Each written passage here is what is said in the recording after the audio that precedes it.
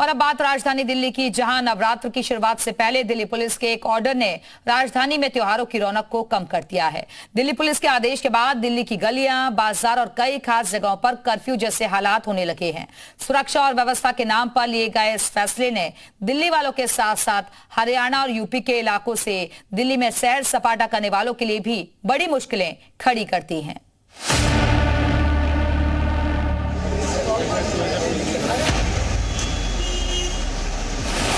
त्योहार से पहले क्यों सील हुई दिल्ली?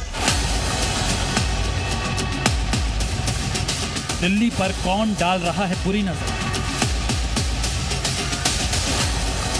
आखिर दिल्ली को किससे लग रहा है डर?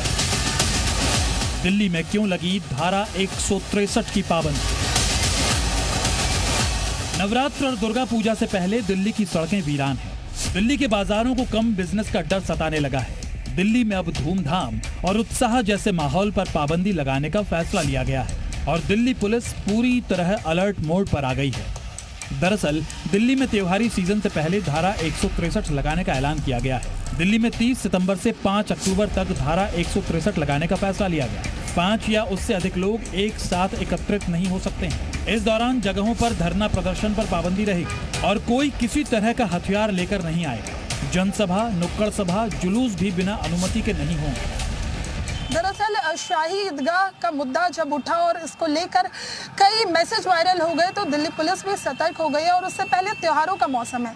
2 अक्टूबर को गांधी जयंती है और उस दिन कई वीवीआईपी मूवमेंट होते हैं नई दिल्ली इलाके में, मध्य दिल्ली इलाके में। इन तमाम चीज़ों को देखते हुए फिलहाल 30 सितंबर से 5 अक्टूबर तक दिल्ली के कई इलाकों में बीएनएस की धारा 163 लागू कर दी गई है। दिल्ली पुलिस ने नोटिस जारी करते हुए बताया कि कई संगठनों ने अक्टूबर 2024 के पहले सप्ताह में दिल्ली में विरोध प्रदर्शन समेत कई तरह के कार्यक्रम आयोजित करने का आह्वान किया है। दिल्ली में वक्फ संशोधन विधेयक को लेकर प्रदर्शन, शाही ईदगाह में रानी लक्ष्मीबाई की मूर्ति लगाने का मुद्दा और दिल्ली से सटे हरियाणा के इलाकों में चुनाव के साथ साथ दिल्ली यूनिवर्सिटी स्टूडेंट यूनियन चुनाव के नतीजों की घोषणा और त्योहारी सीजन में गड़बड़ी फैलाने की कोशिश को रोकने के लिए दिल्ली में धारा 163 को लागू करने का फैसला लिया गया है। दिल्ली में धारा 163 लगाने के साथ दिल्ली से सटे हरियाणा बॉर्डर्स को भी सील करने का फैसला लिया गया और यूपी से सटी सीमाओं पर चौकसी बढ़ा दी गई। साथ ही दिल्ली में ईदगाह और सिंघू बॉर्डर जैसे संवेदनशील इलाकों को सेंसिटिव जोन में रखा गया है।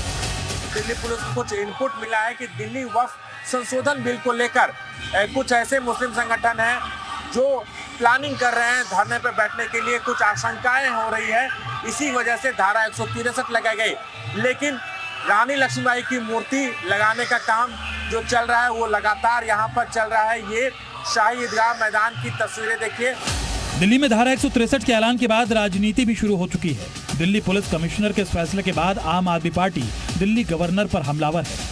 दिल्ली की आतिशी सरकार ने इस फैसले को तुगलकी फरमान बताया है। राजघाट पर ताले लगा देंगे आप?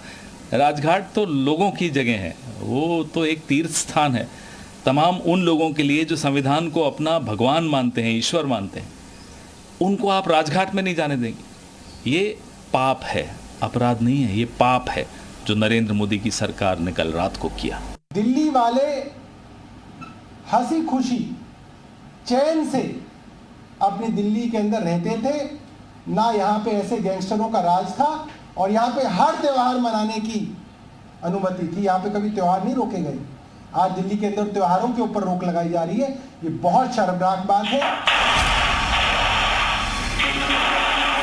इसमें कोई शक नहीं कि पिछले कुछ दिनों में दिल्ली की सुरक्षा व्यवस्था सवालों के घेरे में आई है। दिल्ली के अलग अलग इलाकों में क्राइम की वारदातें बढ़ी। गैंगवॉर की आहट ने दिल्ली पुलिस को सचेत कर दिया है। लेकिन सबसे बड़ा सवाल है कि नवरात्रि, दशहरा और दिवाली जैसे बड़े त्योहारों से पहले दिल्ली पुलिस का ये कदम आम लोगों को कितना भाएगा और क्या दिल्ली पुलिस 5 अक्टूबर के बाद भी धारा 163 को लागू करेगी? बड़ी बात यह है कि दिल्ली के सभी बॉर्डर्स भी पूरी तरीके से बंद कर दिए गए हैं। 5 से ज़्यादा लोग एक साथ कहीं इकट्ठे नहीं हो सकते हैं। सूत्र ये दावा कर रहे हैं कि जो इनपुट मिला है उसके आधार पर ये बात सामने आई है कि माहौल बिगाड़ने की साजिश रची जा रही है। ऐसे में आज से 5 अक्टूबर तक दिल्ली पुलिस पूरी तरीके से सतर्क रहेगी और कोशिश ये रहेगी कि दिल्ली के बॉर्डर्स सेफ रहें, उसके साथ साथ दिल्ली के अंदर भी माहौल ना बिगड़े। सहयोगी रंजन के साथ शिवम प्रताप, जी मीडिया, दिल्ली।